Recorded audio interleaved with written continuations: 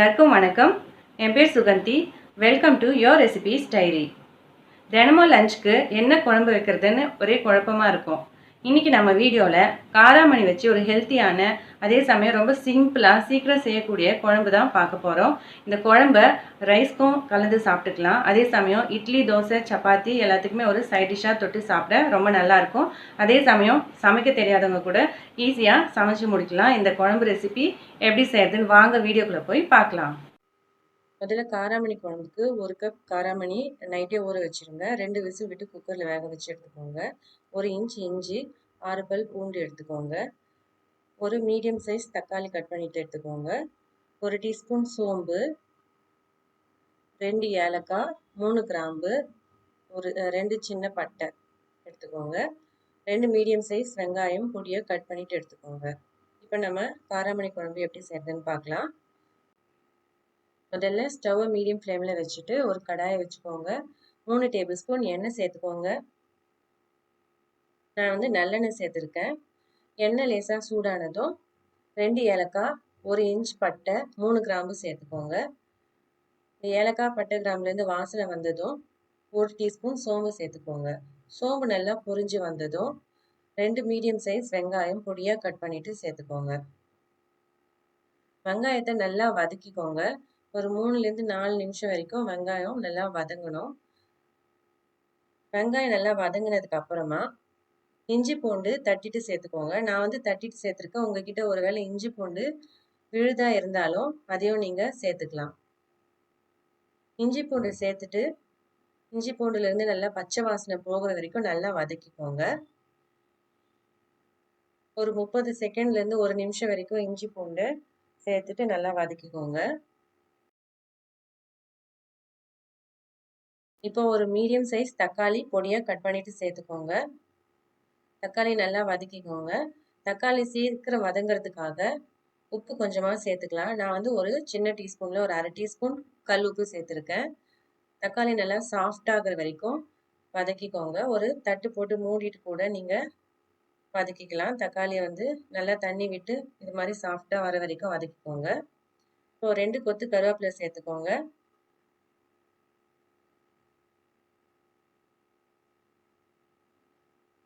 உங்ககிட்ட கொத்தமல்லி இருந்ததுன்னா இந்த மாதிரி பொடியாக கட் பண்ணிட்டு கொஞ்சமாக சேர்த்து அதையும் வதக்கிக்கோங்க. இப்போ நம்ம குழம்புக்கு தேவையான மசாலா சேர்க்க போகிறோம். 1/2 டீஸ்பூன் மஞ்சள் தூள் சேர்த்துக்கோங்க. 1 டீஸ்பூன் மிளகாய் தூள் சேர்த்துக்கோங்க. 2 டீஸ்பூன் தனியாத்தூள் சேர்த்துக்கோங்க. உங்ககிட்ட தனியாத்தூளுக்கு பதிலாக குழம்பு தூள் இருந்துச்சுன்னா அதையும் நீங்கள் சேர்த்துக்கலாம். நீங்கள் சேர்த்த இந்த மசாலா பொடி எல்லாத்தையும் நல்லா கலந்து விட்டுக்கோங்க. கலந்து விட்டுட்டு இதில் ஒரு 2 டீஸ்பூன் தண்ணி சேர்த்துக்கோங்க. தண்ணி எதுக்காக சேர்க்குறோன்னா நம்ம சேர்த்துருக்கிற மசாலாலேருந்து அடி பிடிக்காமல் இருக்கிறதுக்காக. 1 நிமிஷம் வந்து இந்த மசாலாவை நம்ம வதக்கிட்டோம்னா அதில் இருக்கிற அந்த பச்சை வாசனை போகும். குழம்பு வந்து டேஸ்ட் நல்லாயிருக்கும். இப்போ நம்ம சேர்த்த மசாலாலேருந்து லேசாக எண்ணெய் பிரிஞ்சு வர ஆரம்பிச்சிருச்சு. வேக வச்ச காராமணியை இப்போ சேர்த்துக்கோங்க. நான் வந்து காராமணி வந்து ஓவர் நைட் ஊற வச்சுருக்கேன். அதாவது 8 மணி நேரம் ஊற வச்சுருக்கேன். இது வந்து ஒரு குக்கரில் போட்டு இந்த காராமணி முங்குற அளவுக்கு தண்ணி சேர்த்துக்கோங்க. கொஞ்சமாக உப்பு சேர்த்துக்கோங்க. சேர்த்துட்டு ஒரு 2 விசில் விட்டால் காராமணி நல்லா சாஃப்டாக குக் ஆகிடும். அட்லீஸ்ட் வந்து நீங்கள் வந்து ஒரு 5 to 6 ஹவர்ஸ் ஆவது ஊற வச்சுக்கோங்க. டே டைம் நீங்கள் ஊற வைக்கிறீங்கன்னா ஊற வச்சுட்டு குக்கரில் வேக வச்சு எடுத்துக்கோங்க. இதில் நீங்கள் வேக வச்ச அந்த தண்ணியும் சேர்த்துக்கலாம். நான் இப்போ தனியாக இப்படி சேர்த்து மிக்ஸ் பண்ணி விட்டுக்கிறேன் இந்த மசாலாவோட. அதுக்கப்புறம் நான் வந்து வேக வச்ச தண்ணியும் இதில் சேர்த்துருக்கேன். இப்போ வந்து இந்த குழம்புக்கு தேவையான அளவுக்கு தண்ணி சேர்த்துக்கோங்க. நான் ஒரு பெரிய கிளாஸ் ஃபுல்லாக தண்ணி சேர்த்துருக்கேன். தண்ணி சேர்த்துட்டு ஸ்டவ்வை ஹை ஃப்ளேமில் வச்சுட்டு நல்லா கலந்து விட்டுக்கோங்க. இப்போ இந்த ஸ்டேஜ்லேயே உங்களுக்கு உப்பு தேவையா கரெக்டாக இருக்கான்னு செக் பண்ணி பார்த்துக்கோங்க. குழம்பு நல்லா கொதிக்க ஆரம்பிச்சதுக்கு அப்புறமா ஸ்டவ்வை மீடியம் ஃப்ளேமில் வச்சுட்டு ஒரு லிட் போட்டு மூடிட்டு ஒரு 10 நிமிஷம் நல்லா கொதிக்க விடுங்க. இப்போ பாருங்க நல்லா வந்து குழம்பு கொதிச்சிருச்சு. சுற்றி வந்து எண்ணெய் நல்லா பிரிஞ்சு வர ஆரம்பிச்சிருச்சு. அவ்வளோதாங்க, சூப்பராக வந்து நமக்கு சிம்பிளாக காராமணி குழம்பு ரெடி ஆயிடுச்சு. நான் இதில் வந்து எதுவும் அரைச்சி ஊற்றலை. அதாவது காராமணி, தக்காளி, வெங்காயம் எதுவுமே அரைச்சி ஊற்றலை. அதனால குழம்பு வந்து இப்போ கொஞ்சம் வந்து தண்ணியா தான் இருக்கு. ஒருவேளை உங்களுக்கு வந்து குழம்பு வந்து கொஞ்சம் திக்கான கன்சிஸ்டன்சில வேணும். அதாவது இப்போ வந்து சப்பாத்திக்கு, தோசைக்குலாம் வந்து கொஞ்சம் திக்கா இருந்தா இன்னும் நல்லாயிருக்கும். ஸோ அந்த மாதிரி வேணும்னா, நீங்க வந்து இந்த வேக வச்ச காராமணி இருக்கு பார்த்தீங்களா? அந்த காராமணி முதல்ல சேர்க்கறதுக்கு முன்னாடி ஒரு 3ல 1 பங்கு அது மாரி எடுத்துக்கோங்க. எடுத்து அத வந்து ஒரு மத்து வச்சு மசிச்சுக்கலாம். இல்லாட்டி மிக்ஸி ஜார்ல போட்டு கொஞ்சமா தண்ணி சேர்த்து, அத நல்லா பேஸ்ட் மாரி அரைச்சுட்டு, நீங்க குழம்பு கொதிக்க வைக்கிறதுக்கு முன்னாடியே அத கலந்து விட்டுக்கலாம். இந்த மாதிரி நீங்க வந்து காராமணிய வந்து அரைச்சுட்டு சேர்த்துக்கும்போது, நல்லா வந்து ஒரு கிரேவி மாதிரி கன்சிஸ்டன்சி கிடைக்கும். அது வந்து நல்லா சப்பாத்திக்குலாம் வந்து தொட்டு சாப்பிடுறதுக்கு நல்லாருக்கும். இந்த காராமணி குழம்பு வந்து ரைஸ்க்கும் வச்சுக்கலாம். ரைஸ்ல போட்டு கலந்து சாப்பிட்டுக்கலாம்.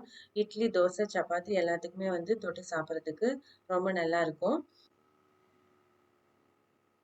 இப்ப கடைசியா ஸ்டவ் ஆஃப் பண்றதுக்கு முன்னாடி உங்ககிட்ட கொத்தமல்லி இருந்தா பொடியா கட் பண்ணிட்டு சேர்த்துட்டு நல்லா கலந்து விட்டுக்கோங்க. ஸ்டவ் ஆஃப் பண்ணிடுங்க. அவ்வளோதான் நம்மளுடைய காராமணி குழம்பு ரெடி ஆயிடுச்சு. ரொம்ப சிம்பிளா சீக்கிரமா செஞ்சு முடிச்சிடலாம். டேஸ்டியாவும் இருக்கும். கண்டிப்பா இந்த ரெசிபிய ட்ரை பண்ணி பார்த்துட்டு எப்படி இருந்துச்சுன்றத கமெண்ட்ல சொல்லுங்க. இந்த வீடியோ உங்களுக்கு பிடிச்சிருந்தா லைக் பண்ணுங்க. உங்க ஃப்ரெண்ட்ஸ் அண்ட் ரிலேட்டிவ்ஸ்க்கு கண்டிப்பா ஷேர் பண்ணுங்க. இதே மாதிரி நான் போடுற ரெகுலர் வீடியோ அப்டேட்ஸ் உங்களுக்கு வேணும்னா யோர் ரெசிபீஸ் டைரி சேனலை சப்ஸ்கிரைப் பண்ணி கூடவே பெல் ஐக்கானையும் ப்ரெஸ் பண்ணுங்க. வீடியோவை கடைசி வரைக்கும் பார்த்ததுக்கு நன்றி. மீண்டும் வேற ஒரு வீடியோவில் உங்களை சந்திக்கிறேன். தேங்க்யூ. Bye bye.